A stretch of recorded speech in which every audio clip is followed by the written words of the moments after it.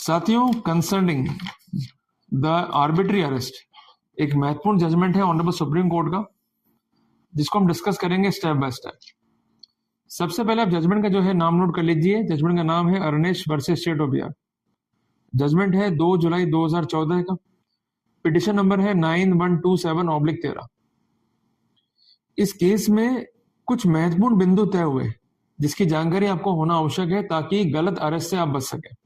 अन्यथा क्या होगा, आप गिरफ्तार हो जाएंगे, आपको अधिकार मालूम नहीं होंगे, तो इस बात की संभावना भी है कि लंबे टाइम तक आपको जुडिशियल कस्टडी में रहना पड़ जाए। इसलिए कानून को पढ़िए, आत्मविश्वास अपने आप बढ़ जाएगा। इस मामले में क्या हुआ कि जो पिटिशनर है वो अक्यूज्ड है, जिसके पास एक रीजन था कि उसको अरेस्ट किया जा सकता है, अतः उसे कानून का प्रोटेक्शन चाहिए।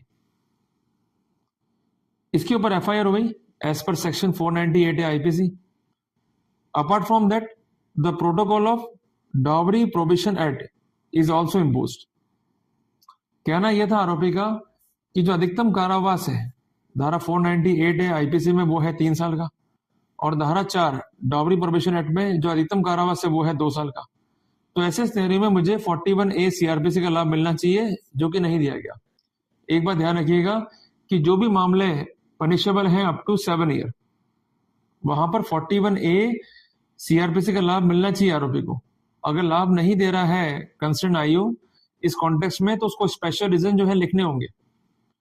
रूटीन वे में किसी भी तरीके से आर्बिट्री अरेस्ट को जस्टिफाइड नहीं किया जा सकता, और इस तरह के अरेस्ट को मजिस्ट्रेट भी अप्रूव नहीं कर सकता है। और इसके अलावा ध्यान रखिएगा एक बात कि 41A रिप्लेस हो गया है with section 35 sub clause 3 of BNSS, जिसमें भी प्रावधान दिए गए, पर वहां पर लिमिटेशन नहीं है इम्प्रिजनमेंट की। तो कुल मिलाकर के जहां गिरफ्तारी आवश्यक नहीं है और आप कॉपरेट कर रहे हैं, वहां पर नोटिस देना होगा। तो नोटिस देने में कोई भी भेदभाव आईओ नहीं कर सकता है। और जहां पनिशमेंट लेसर साइड पे है, भले ही ऑफेंस नॉन अवेलेबल है, 41A सीआरपीसी का लाभ क्यों नहीं दिया जा सकता? धारा 35 सब क्लॉज 3 बीएनएसएस का लाभ क्यों नहीं दिया जा सकता? अरेस्ट क्यों जरूरी है? ये तमाम रीजंस जो है लिखने होंगे कंसर्न आईओ को, otherwise proceeding adopted by IO would be illegal. यहाँ पर फैक्ट्स क्या थे इस वाले केस में कि जो कंसर्न आरोपी है, इसकी शादी हुई थी 1 जुलाई 2007 को।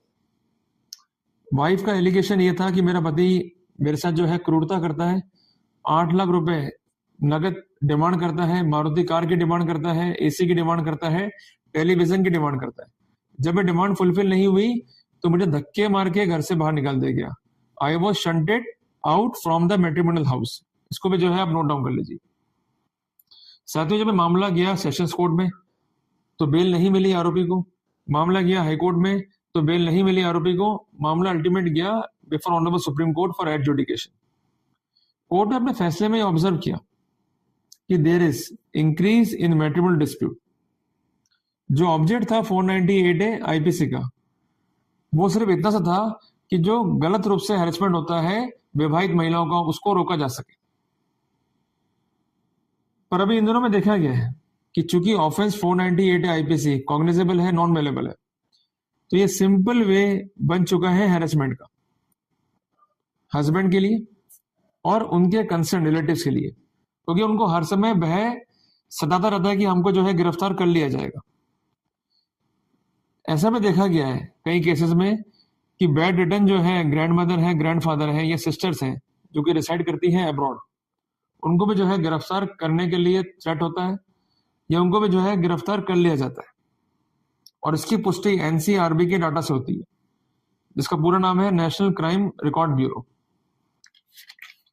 तो कोर्ट ने अपने फैसले में कुछ महत्वपूर्ण गाइडलाइंस दी है जिसको जानना अति आवश्यक है। गाइडलाइन नंबर 1, अरेस्ट जो है बेसिकली इंडिकेशन है ह्यूमिलेशन का, ये कर्टल करता है फ्रीडम को। Apart from that law maker और पुलिस ये बातें जानती है, पर इसके बावजूद भी दोनों के बीच जो है एक बैटल है। पर इसके बावजूद भी देखा गया है कि पुलिस इस ओर ध्यान नहीं दे रही है और ना ही किसी भी रूप में जो राइट्स है आरोपी के उसको सिक्योर करने के लिए कोई रुचि जो है दिखाती है। तो लॉ बना दिया, पर जो लॉ की पालना करने वाले लोग हैं वो लॉ की पालना करने में रुचि ही नहीं दिखा रहे। तो ये गंभीर स्थिति है, इस पर कोर्ट ने जो है एम्फेसाइज किया।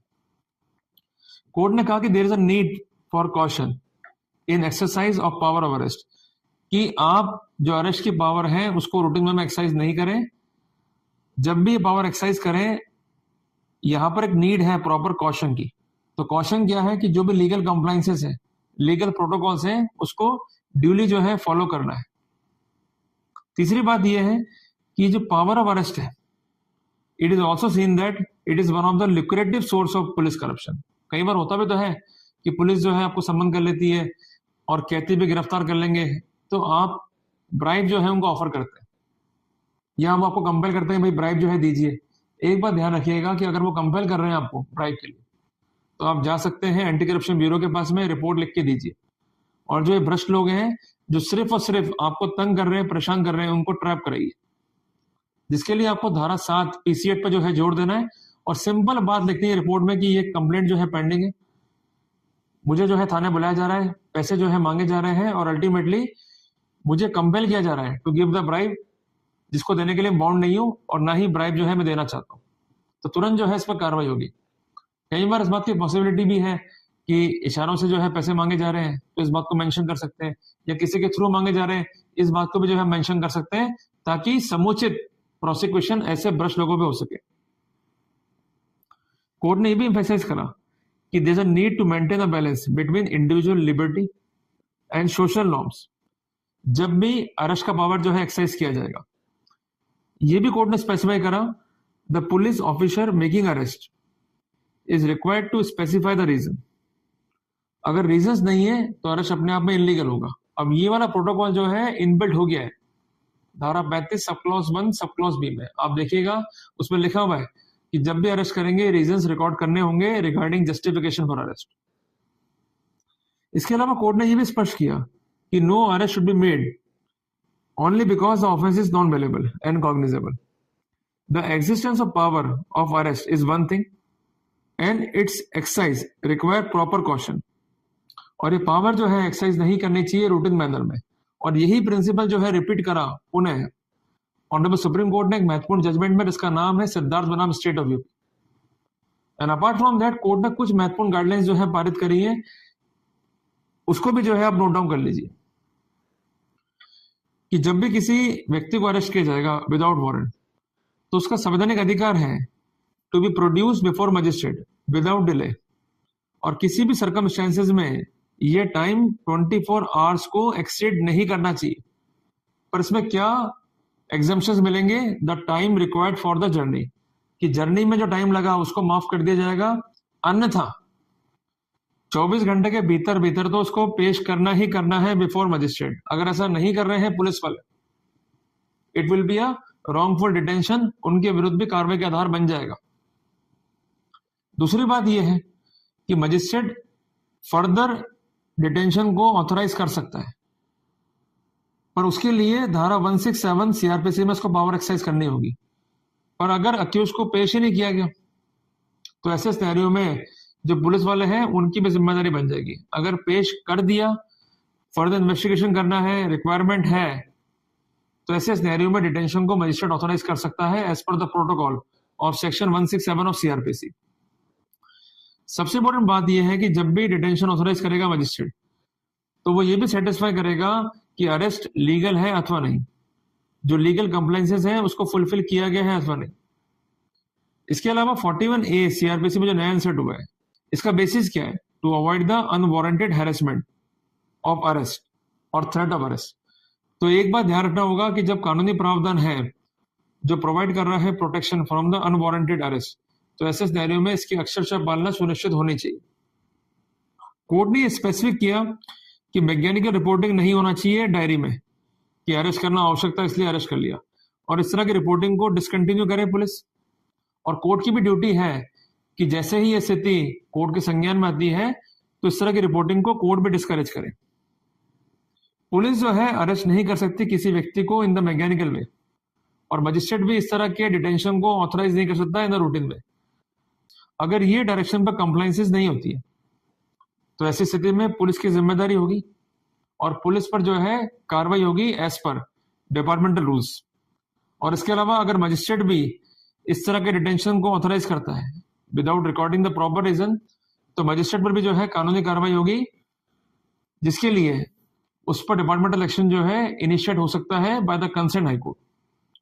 तो कुल मिला के हमें इस जजमेंट से ये सीखने को मिलता है कि जहां पर ऑफेंस कॉग्निजेबल है, नॉन बेलेबल है, तो वहां यह आवश्यक नहीं है कि पुलिस आपको सिर्फ गिरफ्तार ही करे। अगर आप कोऑपरेट कर रहे हैं और इन्वेस्टिगेशन स्मूथ मैनर में हो रही है, आप गवाहों को टेम्पर नहीं कर रहे हैं और कोई भी एडवर्स रीजन आपके अगेंस्ट नहीं है, तो ऐसे सिनेरियो में गिरफ्तारी भी आवश्यक नहीं। तो अगर कोई मामला है मैट्रिमोनियल का या ऐसा कोई मामला जहां पनिशमेंट 7 साल तक का है, तो वहां पर 41A CRPC के लिए आप एलिजिबल हैं। इसके अलावा धारा 35(3) BNSS ये प्रावधान करता है कि अगर आपका अरेस्ट रिक्वायर्ड नहीं है, आप कोऑपरेट कर रहे हैं इन्वेस्टिगेशन में, तो ऐसे सिनेरियो में अरेस्ट आपको नहीं किया जाएगा। तो ये इंपॉर्टेंट गाइडलाइंस है, इंपॉर्टेंट मैंडेट है to protect you from the illegal arbitrary arrest. साथियों, ऐसी अपडेट्स के लिए पेज को फॉलो, लाइक, सब्सक्राइब जरूर करें। जल्दी मिलेंगे एक नए टॉपिक के साथ। टिल देन, जय हिंद, जय भारत।